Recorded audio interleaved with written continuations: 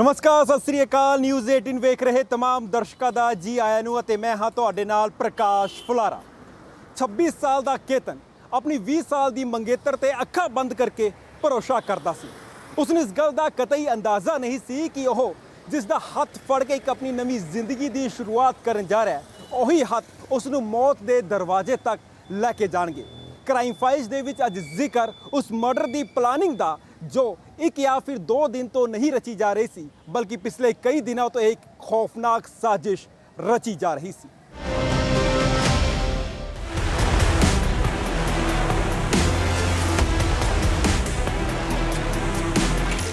महाराष्ट्र ਦਾ ਲੋਹਗੜ੍ਹ ਕਿਲਾ ਜਿਸ ਦਾ ਇਤਿਹਾਸ 2000 ਸਾਲ ਤੋਂ ਵੀ ਵੱਧ ਪੁਰਾਣਾ ਹੈ। ਇੱਕ ਅਜਿਹਾ ਇਤਿਹਾਸ ਜੋ ਇਸ ਦੀਆਂ ਉੱਚੀਆਂ ਕੰਧਾਂ, ਵੱਡੀਆਂ ਚੱਟਾਨਾਂ, ਡੂੰਘੀਆਂ ਖੱਡਾਂ ਅਤੇ ਖਾਮੋਸ਼ ਵਾਦੀਆਂ ਦੇ ਵਿੱਚ ਅੱਜ ਵੀ ਦਫਨ ਹੈ। ਇਹ ਇਤਿਹਾਸ ਹੈ ਜੰਗਾਂ ਦਾ, ਫਤਿਹਾਂ ਦਾ, ਬਹਾਦਰੀ ਦਾ ਅਤੇ ਉਹਨਾਂ ਰਾਜਿਆਂ ਦਾ ਜਿਨ੍ਹਾਂ ਦੇ ਕਿੱਸੇ ਹੁਣ ਕਿਤਾਬਾਂ ਦੇ ਸਫ਼ਿਆਂ ਦੇ ਵਿੱਚ ਹੀ ਜ਼ਿੰਦਾ ਨੇ। ਪਰ 18 ਜੂਨ 2026 ਨੂੰ ਲੋਹਗੜ੍ਹ ਕਿਲੇ ਦੇ ਇਤਿਹਾਸ ਦੇ ਵਿੱਚ ਇੱਕ ਨਵਾਂ ਅਤੇ ਇਸ ਸਦੀ ਦਾ ਕਾਲਾ ਅਧਿਆਇ ਜੁੜ ਗਿਆ। ਇਸ ਕਿਲੇ ਨੇ ਇੱਕ ਅਜਿਹਾ ਮੰਜ਼ਰ ਦੇਖਿਆ ਜਿਸ ਦੀਆਂ ਹਜ਼ਾਰਾਂ ਸਾਲ ਪੁਰਾਣੀਆਂ ਕੰਧਾਂ ਦੇ ਅੱਗੇ 4 ਮਹੀਨਿਆਂ ਵਾਲਾ ਭਰੋਸਾ, ਪਿਆਰ ਅਤੇ 7 ਫੇਰਿਆਂ ਦੇ ਵਾਅਦਿਆਂ ਵਾਲਾ ਰਿਸ਼ਤਾ ਢਹਿ ਢੇਰੀ ਹੋ ਗਿਆ। 26 ਸਾਲ ਦਾ ਕੇਤਨ ਅਤੇ 20 ਸਾਲ ਦੀ ਸੀਆ ਦੋਵੇਂ ਹੀ ਮਹਾਰਾਸ਼ਟਰ ਦੇ ਵਿੱਚ ਪੁਣੇ ਦੇ ਰਹਿਣ ਵਾਲੇ ਸਨ। ਜਨਵਰੀ ਮਹੀਨੇ ਦੇ ਵਿੱਚ ਦੋਵਾਂ ਦੀ ਮੰਗਣੀ ਹੋਈ ਸੀ। ਪਰਿਵਾਰ ਦੀ ਰਜ਼ਾਮੰਦੀ ਤੇ ਹੀ ਇਸੇ ਸਾਲ ਦੇ ਨਵੰਬਰ ਮਹੀਨੇ ਦੇ ਲਈ ਵਿਆਹ ਤੱਕ ਤੈਅ ਹੋਇਆ ਅਤੇ ਇਸ ਦੇ ਲਈ ਬਕਾਇਦਾ ਕੇਤਨ ਅਤੇ ਸੀਆ ਨੇ ਹਾਮੀ ਭਰੀ। ਦੋਵੇਂ ਪਰਿਵਾਰਾਂ ਦੇ ਲਈ ਇਹ ਸਿਰਫ ਇੱਕ ਰਿਸ਼ਤਾ ਨਹੀਂ, ਸਗੋਂ 35 ਸਾਲ ਪੁਰਾਣੀ ਦੋਸਤੀ ਨੂੰ ਰਿਸ਼ਤੇਦਾਰੀ ਦੇ ਵਿੱਚ ਬਦਲਣ ਦਾ ਸੁਪਨਾ ਸੀ। ਕੇਤਨ ਦੇ ਪਿਤਾ 600 ਕਰੋੜ ਰੁਪਏ ਦੀ real estate company success group ਦੇ ਮਾਲਕ ਨੇ। ਕੇਤਨ ਇਸੇ ਕੰਪਨੀ ਦੇ ਵਿੱਚ ਡਾਇਰੈਕਟਰ ਅਤੇ ਚੀਫ ਮਾਰਕੀਟਿੰਗ ਆਫੀਸਰ ਦੀ ਜ਼ਿੰਮੇਵਾਰੀ ਸੰਭ ਰਿਹਾ ਸੀ, ਜਦਕਿ ਸੀਆ ਦੇ ਪਿਤਾ ਵੀ ਸ਼ਹਿਰ ਦੇ ਵਿੱਚ ਇੱਕ ਵੱਡੇ ਡਰਾਈ ਫਰੂਟ ਦੇ ਕਾਰੋਬਾਰੀ ਨੇ। ਲਿਹਾਜ਼ਾ ਵਿਆਹ ਦੀਆਂ ਤਿਆਰੀਆਂ ਵੀ ਉਸੇ ਸ਼ਾਨੋ ਸ਼ੌਕਤ ਦੇ ਨਾਲ ਸ਼ੁਰੂ ਹੋਈਆਂ। ਰਾਜਸਥਾਨ ਦੇ ਉਦੈਪੁਰ ਦੇ ਵਿੱਚ ਇੱਕ ਆਲੀਸ਼ਾਨ ਮਹਿਲ 17 ਕਰੋੜ ਰੁਪਏ ਦੇ ਵਿੱਚ ਬੁੱਕ ਕੀਤਾ ਗਿਆ। ਮਹਿਮਾਨਾਂ ਦੇ ਲਈ 2 ਪ੍ਰਾइवेट जेट बुक किए गए। लड़की वालों के हमारे संबंध 35 साल से है, इतना प्रेम है। अब बताओ अगर 35 साल के जो याराना है, दोस्ती है, एक जगह बैठते थे और क्या चौकसी करेंगे, इससे ज्यादा चौकसी कर नहीं सकते। और ये सारा जो खेल है इन सबको परिवार को मालूम था कि बच्ची का किसी के साथ लव है। ਕੇਤਨ ਅਤੇ ਸੀਆ ਦੋਵੇਂ ਹੀ ਸੋਸ਼ਲ ਮੀਡੀਆ ਤੇ ਇੱਕ ਪਰਫੈਕਟ ਜੋੜੇ ਦੇ ਵਾਂਗ ਨਜ਼ਰ ਆਉਂਦੇ ਸਨ। Romantic video, dance, surprise, pre wedding planning, ਸਭ ਕੁਝ ਬਿਲਕੁਲ ਫਿਲਮੀ ਜਿਹਾ ਹੀ ਚੱਲ ਰਿਹਾ ਸੀ। ਪਰ ਅਚਾਨਕ 18 ਜੂਨ ਨੂੰ ਕੈਮਰੇ ਦੇ ਸਾਹਮਣੇ ਮੁਸਕਰਾਉਂਦੀ ਇਹ ਕਹਾਣੀ ਉਸ ਵੇਲੇ ਚੀਖਾਂ ਦੇ ਵਿੱਚ ਬਦਲ ਗਈ ਜਦੋਂ 350 ਫੁੱਟ ਡੂੰਘੀ ਖੱਡ ਦੇ ਵਿੱਚ ਡਿੱਗਣ ਦੇ ਕਾਰਨ ਕੇਤਨ ਦੀ ਮੌਤ ਹੋ ਗਈ। ਸ਼ੁਰੂਆਤ ਦੇ ਵਿੱਚ ਤਾਂ ਇਹ ਹਾਦਸਾ ਹੀ ਲੱਗਿਆ। ਸੀਆ ਨੇ ਵੀ ਪੁਲਿਸ ਨੂੰ ਇਹੀ ਦੱਸਿਆ ਕਿ ਕੇਤਨ ਦਾ ਪੈਰ ਫਿਸਲਿਆ ਤੇ ਉਹ ਖੱਡ ਦੇ ਵਿੱਚ ਜਾ ਡਿੱਗਿਆ। ਪਰ ਜਿਵੇਂ-ਜਿਵੇਂ ਜਾਂਚ ਅੱਗੇ ਵਧੀ, ਪਰਿਵਾਰ ਦਾ ਸ਼ੱਕ ਗਹਿਰਾਇਆ ਤਾਂ ਹਾਦਸੇ ਵਾਲੀ ਇਹ ਕਹਾਣੀ ਵੀ ਟੁੱਟ ਕੇ ਰਹਿ ਗਈ। 20 साल की सिया गोयल और उसके बॉयफ्रेंड चेतन चौधरी ने दोनों ने मिलकर एक साजिश रची, जिस साजिश के चलते केतन को इस किले पर लाया गया और पूरी तरह से एक ऐसा नाटक रचा गया जिसमें केतन किले से गिरकर खाई में गिर जाता है और उसका एक्सीडेंट हो जाता है। इस एक्सीडेंट में उसकी मौत हो जाती है। अब ये हादसा सिर्फ एक एक्सीडेंट नहीं बल्कि साजिश कर, सोच समझ कर साजिश कर किया गया खून है। इस हत्या की वारदात के बाद अब पुलिस ने दोनों आरोपियों को हिरासत में ले लिया है। ਕੇਤਨ ਅਗਰਵਾਲ ਨੂੰ ਜਦੋਂ ਪਹਾੜੀ ਤੋਂ ਧੱਕਾ ਦਿੱਤਾ ਗਿਆ ਤਾਂ ਉਸ ਤੋਂ ਬਾਅਦ ਸੀਆ ਨੇ ਕਾਫੀ ਜ਼ੋਰ ਦੇ ਨਾਲ ਚੀਕਣਾ ਚਿਲਾਉਣਾ ਸ਼ੁਰੂ ਕਰ ਦਿੱਤਾ, ਜਿਸ ਤੋਂ ਬਾਅਦ ਕਿਲੇ ਦੇ ਸਿਕਿਉਰਿਟੀ ਗਾਰਡ ਮੌਕੇ ਤੇ ਪਹੁੰਚੇ, ਜਿਨ੍ਹਾਂ ਨੂੰ ਸੀਆ ਨੇ ਦੱਸਿਆ ਕਿ ਉਸ ਦਾ ਦੋਸਤ ਪਹਾੜੀ ਤੋਂ ਪੈਰ ਫਿਸਲਣ ਦੇ ਕਾਰਨ ਹੇਠਾਂ ਡਿੱਗ ਗਿਆ। ਲੋਕਾਂ ਦੇ ਮੁਤਾਬਕ ਇਸ ਦੌਰਾਨ ਸੀਆ ਰੋ ਨਹੀਂ ਰਹੀ ਸੀ, ਬਲਕਿ ਇੱਕਦਮ ਸ਼ਾਂਤ ਖੜੀ ਸੀ। ਸਿਕਿਉਰਿਟੀ ਗਾਰਡਸ ਨੇ ਪੁਲਿਸ ਨੂੰ ਸੂਚਨਾ ਦਿੱਤੀ ਤਾਂ ਪੁਲਿਸ ਨੇ ਖੱਡ ਦੇ ਵਿੱਚੋਂ ਕੇਤਨ ਦੀ ਲਾਸ਼ ਬਰਾਮਦ ਕੀਤੀ। आज मेरा बेटा चला गया है, इसके पूरे जिम्मेदार सिया है और उसका बॉयफ्रेंड है। मैंने सिया को सब कुछ अपने बहू के जैसे माना था, उसने बहुत बड़ा और मेरे को बहुत झूठ बोला है। देखा जाए तो अभी बहुत सारी बातें आ रही है, बहुत झूठ बोला है उसने मेरे साथ। मैंने उसको फ्रेंकली बोल दिया था कि मेरे घर में ड्रिंक नहीं चलता है, मेरे घर में कोई मैं पार्टियां भी तेरे को भेजूंगी नहीं, तो भी वो ड्रिंक करने की ये हमसे छुपाई गई है। उसके माँ ने बाप ने हमसे ये बात छुपाई गई है।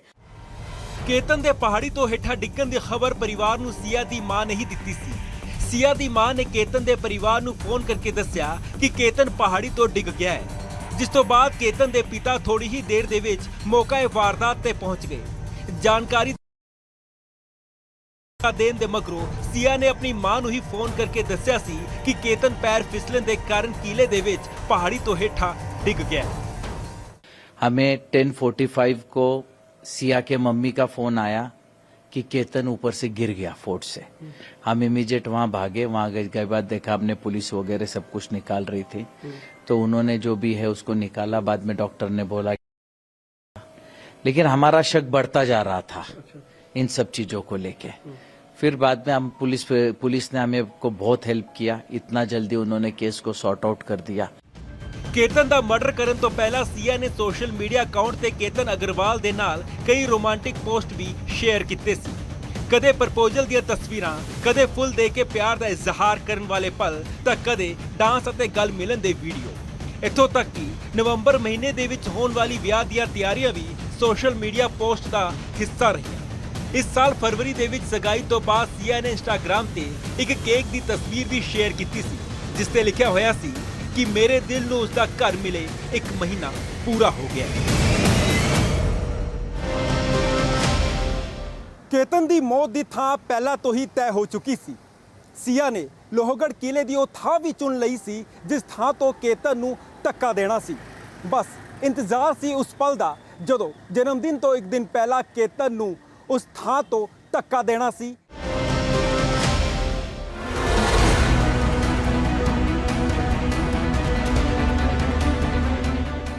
ਕੇਤਨ ਦੀ ਮੌਤ ਨੂੰ ਲੈ ਕੇ ਪੁਲਿਸ ਦੀ ਜਾਂਚ ਦੇ ਵਿੱਚ ਖੁਲਾਸਾ ਹੋਇਆ ਹੈ ਕਿ ਕੇਤਨ ਦਾ ਕਤਲ ਕੋਈ ਅਚਾਨਕ ਲਿਆ ਗਿਆ ਫੈਸਲਾ ਨਹੀਂ ਸੀ, ਸਗੋਂ ਇਸ ਦੀ ਸਕ੍ਰਿਪਟ ਕਈ ਦਿਨ ਪਹਿਲਾਂ ਹੀ ਲਿਖੀ ਜਾ ਚੁੱਕੀ ਸੀ।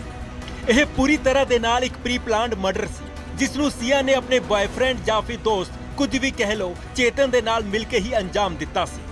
ਦਰਅਸਲ ਸੀਆ ਨੇ ਕੇਤਨ ਦੀ ਮੌਤ ਦੀ ਪਲਾਨਿੰਗ ਤਾਂ 31 ਮਈ ਨੂੰ ਹੀ ਉਸ ਦਿਨ ਕਰ ਲਈ ਸੀ ਜਦੋਂ ਉਹ ਪਹਿਲੀ ਵਾਰ ਕੇਤਨ ਦੇ ਨਾਲ ਲੋਹਗੜ੍ਹ ਕਿਲੇ ਦੇ ਵਿੱਚ ਘੁੰਮਣ ਗਈ ਸੀ। ਕੇਤਨ ਟਰੈਕਿੰਗ ਦਾ ਕਾਫੀ ਸ਼ੌਕੀਨ ਸੀ। ਲੋਹਗੜ੍ਹ ਕਿਲਾ ਉਸ ਦੀ ਸਭ ਤੋਂ ਮਨਪਸੰਦ ਥਾਵਾਂ ਦੇ ਵਿੱਚੋਂ ਇੱਕ ਸੀ। 31 ਮਈ ਨੂੰ ਕੇਤਨ ਸੀਆ ਨੂੰ ਘੁਮਾਉਣ ਦੇ ਲਈ ਇਸੇ ਕਿਲੇ ਤੇ ਲੈ ਕੇ ਆਇਆ। ਜਿਵੇਂ ਹੀ ਸੈਲਫੀ ਪੁਆਇੰਟ ਤੋਂ ਥੋੜੀ ਦੂਰ ਇੱਕ ਪਹਾੜੀ ਤੇ ਚੇਤਨ ਇਕੱਲਾ ਹੀ ਬੈਠਿਆ ਸੀ ਤਾਂ ਸੀਆ ਦੇ ਦਿਮਾਗ ਦੇ ਵਿੱਚ ਉਸ ਨੂੰ ਮਾਰਨ ਦਾ ਆਈਡੀਆ ਆ ਗਿਆ। ਉਸਨੇ ਸੋਚ ਲਿਆ ਕਿ ਜੇ ਉਹ ਕੇਤਨ ਨੂੰ ਇਸ ਪਹਾੜੀ ਤੋਂ ਹੇਠਾਂ ਧੱਕਾ ਦੇ ਦੇਵੇਗੀ ਤਾਂ ਕੇਤਨ ਦਾ बचना मुश्किल है। पहले 31 मई को लोहगढ़ फोर्ट गए घूमने के लिए। उसके बाद इमीडिएटली उसने बोला कि हमको 5 को भी जाना है, 5 जून को भी जाना है। तो 5 जून के लिए हमने इनकार कर दिया कि जब 31 को जाके आए तो रोज रोज वहाँ क्या काम है। लेकिन उसने बहुत जिद की कि नहीं मेरे को जाना है, मेरे को जाना है। लेकिन फिर किसी वजह से वो जा नहीं पाए। फिर वो लोग जा रहे थे 6 तारीख को शाम को बाली। जाते समय 4 लोग एक साथ जा रहे थे, सिर्फ केतन का ही पासपोर्ट चोरी हो गया।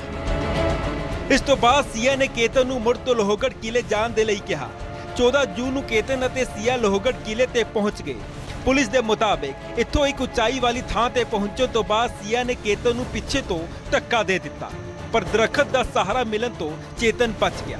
ਉਸਨੇ ਪੁੱਛਿਆ ਕਿ ਧੱਕਾ ਕਿਉਂ ਦਿੱਤਾ ਤਾਂ ਇੱਥੇ ਸੀਆ ਨੇ ਖੁਦ ਨੂੰ ਬਚਾਉਣ ਦੇ ਲਈ ਇੱਕ ਨਵੀਂ ਕਹਾਣੀ ਘੜੀ। ਉਸਨੇ ਕਿਹਾ ਕਿ ਇੱਕ ਸੱਪ ਸੀ ਜਿਸ ਤੋਂ ਬਚਾਉਣ ਦੇ ਲਈ ਉਸਨੇ ਉਸ ਨੂੰ ਧੱਕਾ ਦਿੱਤਾ। केतन ने घर आके सारे नु दस्या कि किवें सिया ने उसकी जान बचाई। लेकिन बाली कैंसिल होने के बाद, पहले भी ये कैंसिल होने के बाद फिर ये 14 को गए। 14 को मुझे कल वहां पता चला कि उसने खुद ने उसको धक्का मारा, जिसकी वजह से केतन पीछे सरक गया और पीछे एक पेड़ था, पेड़ का सहारा लेके वो बच गया। बचने के बाद उसने इमीडिएटली नाटक किया कि सांप आ गया, सांप आ गया, सांप आ गया और मैंने तेरे को बचा लिया। तो उस वक्त उसके ध्यान में नहीं आया कि इसने मेरे को धक्का मारा था गिराने के लिए, लेकिन अभी सांप का बहाना कर रही है। ਹੁਣ ਤੱਕ ਸੀਆ ਕੇਤਨ ਨੂੰ ਮਾਰਨ ਦੇ ਲਈ 2 ਵਾਰ ਕੋਸ਼ਿਸ਼ ਕਰ ਚੁੱਕੀ ਸੀ। 18 ਜੂਨ ਨੂੰ ਸੀਆ ਤੀਜੀ ਵਾਰ ਕੇਤਨ ਨੂੰ ਲੈ ਕੇ ਲੋਹਗੜ੍ਹ ਕਿਲੇ ਦੇ ਵਿੱਚ ਪਹੁੰਚੀ। ਕੇਤਨ ਜਾਣਾ ਨਹੀਂ ਚਾਹੁੰਦਾ ਸੀ, ਪਰ 19 ਜੂਨ ਨੂੰ ਸੀਆ ਦਾ ਬਰਥਡੇ ਸੀ ਤਾਂ ਉਸਨੇ ਜਿੱਦ ਕਰਕੇ ਕੇਤਨ ਨੂੰ ਲੋਹਗੜ੍ਹ ਕਿਲੇ ਦੇ ਲਈ ਜਾਣ ਦੇ ਲਈ ਮਨਾ ਹੀ ਲਿਆ। ਹਾਲਾਂਕਿ ਕੇਤਨ ਨੇ ਸੀਆ ਦਾ ਜਨਮਦਿਨ ਮਨਾਉਣ ਦੇ ਲਈ ਮਹਾਬਲੇਸ਼ਵਰ ਦੇ ਵਿੱਚ ਇੱਕ ਲਗਜ਼ਰੀ ਰਿਜ਼ੋਰਟ ਤੱਕ ਬੁੱਕ ਕੀਤਾ ਹੋਇਆ ਸੀ। ਉਸ ਤੋਂ ਇੱਕ ਦਿਨ ਪਹਿਲਾਂ 18 ਜੂਨ ਨੂੰ ਕੇਤਨ ਅਤੇ ਸੀਆ ਲੋਹਗੜ੍ਹ ਕਿਲੇ ਪਹੁੰਚੇ। ਇਸ ਵਾਰ ਉਹਨਾਂ ਦੇ ਪਿੱਛੇ ਚੇਤਨ ਵੀ ਸੀ, ਜੋ ਕਿ WhatsApp ਦੇ ਜ਼ਰੀਏ ਸੀਆ ਦੇ ਨਾਲ ਲਗਾਤਾਰ ਗੱਲ ਕਰ ਰਿਹਾ ਸੀ। ਇੱਕ ਥਾਂ ਤੇ ਪਹੁੰਚ ਕੇ ਜਦੋਂ ਕੇਤਨ ਉਚਾਈ ਵਾਲੀ ਥਾਂ ਤੋਂ ਪਹਾੜੀਆਂ ਦੇਖ ਰਿਹਾ ਸੀ ਤਾਂ ਉਸੇ ਦੌਰਾਨ ਦੋਵਾਂ ਨੇ ਉਸ ਨੂੰ ਪਿੱਛੇ ਤੋਂ ਧੱਕਾ ਦੇ ਦਿੱਤਾ। ਸੀਆ ਤੀਜੀ ਕੋਸ਼ਿਸ਼ ਦੇ ਵਿੱਚ ਕੇਤਨ ਨੂੰ ਮਾਰਨ ਦੇ ਵਿੱਚ ਕਥਿਤ ਤੌਰ ਤੇ ਕਾਮਯਾਬ ਹੋ ਗਈ, ਪਰ ਐਤਕੀ ਸਮੇਂ ਨੇ ਕੇਤਨ ਦਾ ਸਾਥ नहीं ਦਿੱਤਾ ਅਤੇ ਉਸ ਦੀ मौत हो गई। ये जो लड़की है सिया गोयल, इसका एक फ्रेंड जो चेतन चौधरी नाम का है, जो इस यहाँ पे ये लड़की, इसकी फैमिली का काम है मार्केट यार्ड में, उनकी भी दुकान उधर ही है। तो इनकी आपस में कुछ 1 साल के आसपास से पहचान थी। तो इन दोनों ने ये प्लान किया और प्लान करने के बाद इस घटना को अंजाम दिया और उस लोहगढ़ किले पे इन्होंने वो केतन अग्रवाल को धक्का दिया और वो नीचे गिरा और उसकी मृत्यु हो गई। ਕੇਤਨ ਦੇ ਕਤਲ ਤੋਂ 5 ਦਿਨਾਂ ਬਾਅਦ ਯਾਨੀ ਕਿ 23 ਜੂਨ ਨੂੰ ਪੁਲਿਸ ਨੇ ਸੀਆ ਨੂੰ ਗ੍ਰਿਫਤਾਰ ਕੀਤਾ। ਇਸ ਤੋਂ ਪਹਿਲਾਂ 22 ਜੂਨ ਨੂੰ ਸਭ ਤੋਂ ਪਹਿਲਾਂ ਸੀਆ ਦੇ ਬॉयਫ੍ਰੈਂਡ ਚੇਤਨ ਨੂੰ ਅਰੈਸਟ ਕਰ ਲਿਆ ਗਿਆ ਸੀ। 17 जून को इन्होंने इसी जगह पर पूरी प्लानिंग की थी कि किस तरह से मर्डर करना है और क्या कोड वर्ड रहेंगे। देखिए, प्लानिंग उन्होंने बहुत दिन पहले से कर ली थी कि 3 अटेम्प्ट भी उन्होंने किए थे और तीसरे अटेम्प्ट में वो सक्सेसफुल हुए थे। लेकिन यहाँ पे प्लानिंग हुई थी कि कोड वर्ड की क्या इंडिकेशन होगा और इंडिकेशन के बाद कब और किस समय चेतन चौधरी केतन अग्रवाल को गहरी खाई में धक्का दे। ਸੀਆ ਦੀ ਸਾਜ਼ਿਸ਼ ਦਾ ਖੁਲਾਸਾ ਉਦੋਂ ਹੋਇਆ ਜਦੋਂ ਕੇਤਨ ਦੀ ਭੈਣ ਨੇ ਸੀਆ ਨੂੰ ਮਰਡਰ ਦੇ ਨਾਲ ਜੁੜਿਆ ਇੱਕ ਸਵਾਲ ਕੀਤਾ। ਕੇਤਨ ਦੀ ਭੈਣ ਨੇ ਪੁੱਛਿਆ ਕਿ ਕੇਤਨ ਕਿਵੇਂ ਡਿੱਗਿਆ, ਉਹ ਉਸ ਵੇਲੇ ਕਿਹੜੇ ਪਾਸੇ ਸੀ, ਕਿੱਥੇ ਖੜੀ ਸੀ।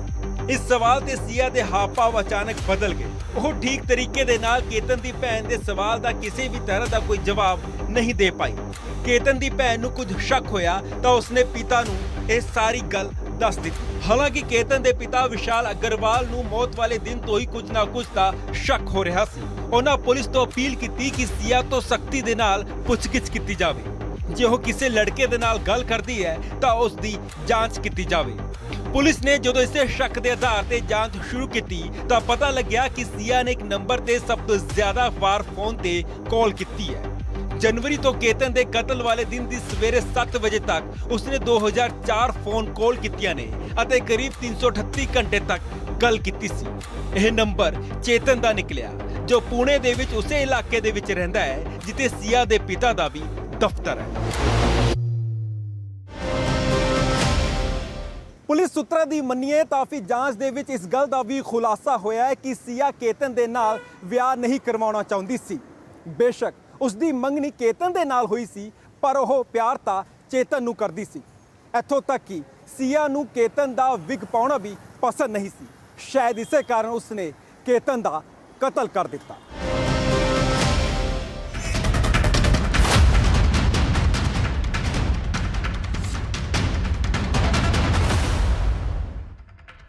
ਕੇਤਨ 26 ਸਾਲ ਦਾ ਸੀ ਅਤੇ ਸੀਆ ਗੋਇਲ 20 ਸਾਲ ਦੀ। ਕੇਤਨ ਦੇ ਕਤਲ ਦੇ ਅਗਲੇ ਦਿਨ ਯਾਨੀ ਕਿ 19 ਜੂਨ ਨੂੰ ਸੀਆ 20 ਸਾਲ ਦੀ ਪੂਰੀ ਹੋਣ ਵਾਲੀ ਸੀ। ਹੁਣ ਸਵਾਲ ਇਹ ਹੈ ਕਿ 20 ਸਾਲ ਦੀ ਉਮਰ ਦੇ ਵਿੱਚ ਹੀ ਸੀਆ ਦਾ ਵਿਆਹ ਕਿਉਂ ਕੀਤਾ ਜਾ ਰਿਹਾ ਸੀ। ਕਿ ਇਸ ਦੇ ਪਿੱਛੇ ਕੋਈ ਦਬਾਅ ਸੀ ਜਾਂ ਫਿਰ ਸੋਚੀ ਸਮਝੀ ਸਾਜ਼ਿਸ਼। ਜਾਣਕਾਰੀ ਦੇ ਮੁਤਾਬਿਕ ਸੀਆ ਕੇਤਨ ਦੇ ਨਾਲ ਵਿਆਹ ਨਹੀਂ ਕਰਵਾਉਣਾ ਚਾਹੁੰਦੀ ਸੀ। ਉਹ ਤਾਂ ਪਿਛਲੇ ਕੁਝ ਸਾਲਾਂ ਤੋਂ ਚੇਤਨ ਦੇ ਨਾਲ ਹੀ ਪ੍ਰੇਮ ਸੰਬੰਧਾਂ ਦੇ ਵਿੱਚ ਸੀ। Thank you.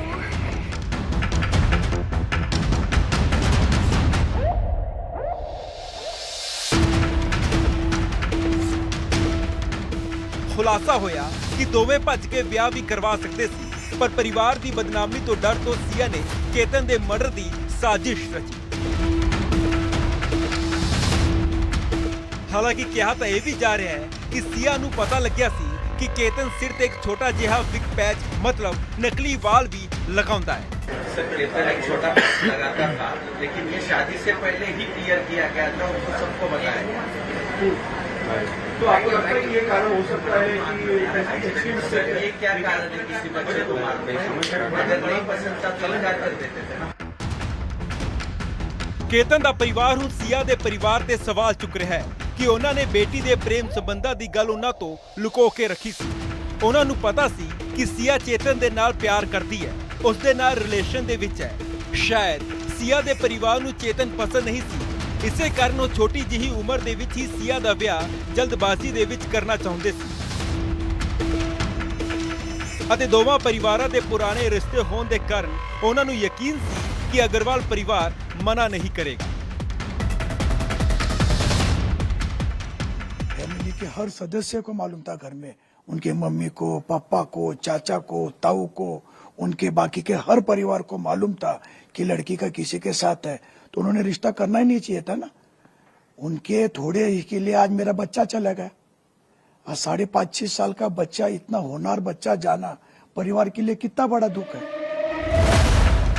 बेशक इस पूरी कहानी दे विच मर्डर किसे एक दा होया है, पर बर्बाद 3 घर होके रह गए। पहला था अग्रवाल परिवार, जिन्हां दा सिर्फ एक ही सहारा सी, केतन अग्रवाल, जो महज 26 साल दी उम्र दे विच ही उन्हां तो खो लिया गया। अगर पिता को आप पूछोगे कि उसका 26 साल का लड़का गुजर गया और आप उसका दुख व्यक्त करो तो वो तो समुंदर से बड़ा है। आज मैं अपने बुढ़ापे का सहारा सोच रहा था, मेरा आगे का वंशज है, मेरे अग्नि को वही आग देने वाला था, मेरी चिता को, आज वो रहा नहीं, तो मेरा तो आगे का पूरा ही खत्म हो। दूजा कर सिया दा, जिसਦੇ ਮਾਪਿਆਂ ਨੂੰ ਹੁਣ ਜ਼ਿੰਦਗੀ ਭਰ ਇਸੇ ਕਲੰਕ ਦੇ ਨਾਲ ਜ਼ਿੰਦਾ ਰਹਿਣਾ ਪਵੇਗਾ ਕਿ ਉਹਨਾਂ ਦੀ ਧੀ ਕਥਿਤ ਤੌਰ ਤੇ ਕਾਤਲ ਹੈ, ਉਹ ਵੀ ਆਪਣੇ ਮੰਗੇਤਰ ਦੀ। ਸਵਾਲ ਇਹ ਹੈ ਕਿ ਸਿਆ ਦੇ ਮਾਪੇ ਹੁਣ ਸਮਾਜ ਦੇ ਵਿੱਚ ਕਿਸ ਮੂੰਹ ਦੇ ਨਾਲ ਵਿਚਰਨਗੇ।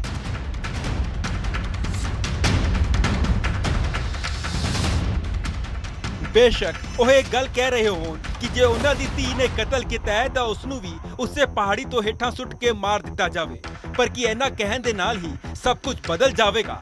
ਤਾਂ ਜਵਾਬ नहीं। जब से रिश्ता पक्का हुआ है हमेशा खुश रहती थी, हमेशा बस केतन जी के बारे में बात करती थी। सिया के प्रेम संबंधों के बारे में क्या आपको पहले जानकारी नहीं, थी? बिल्कुल जानकारी नहीं, कुछ जानकारी नहीं। सिया एक सिंपल लड़की थी, 19 साल की लड़की है, 19 साल की लड़की क्या ऐसा करे। अगर मेरी बेटी का दोष निकले तो जहाँ से केतन जी को गिराया गया या जो गिरे हैं वहाँ से ही उस दोषी को गिराया जाए। ਤੀਜਾ ਘਰ ਹੈ ਚੇਤਨ ਦਾ, ਜੋ ਬਰਬਾਦ ਹੋ ਕੇ ਰਹਿ ਗਿਆ, ਜਿਸ ਦੇ ਮਾਪਿਆਂ ਦੇ ਕਤਲ ਦੀ ਸਾਜ਼ਿਸ਼ ਦੇ ਵਿੱਚ ਸ਼ਾਮਲ ਮੁਲਜ਼ਮ ਦੇ ਮਾਪੇ ਹੋਣ ਦਾ ਦਾਗ ਲੱਗ ਚੁੱਕਿਆ ਹੈ। उसको फंसाया जा रहा है, मतलब उसका उसमें कुछ इन्वॉल्वमेंट नहीं है। हाँ, किस तरह फंसा जा रहा है? क्यों आपको लगता है कि फंसा जा रहा है?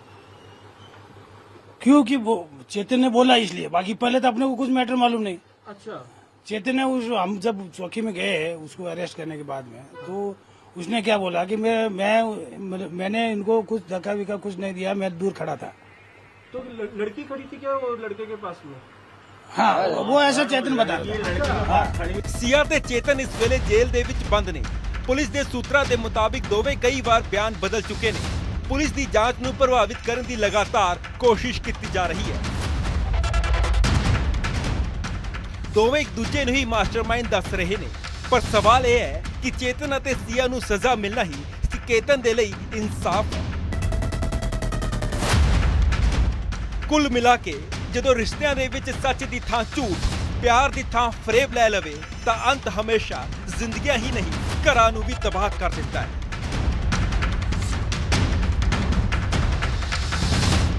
ਕ੍ਰਾਈਮ ਫਾਈਲਸ ਦੇ ਲਈ ਬਿਊਰੋ ਰਿਪੋਰਟ, ਨਿਊਜ਼ 18 ਪੰਜਾਬ।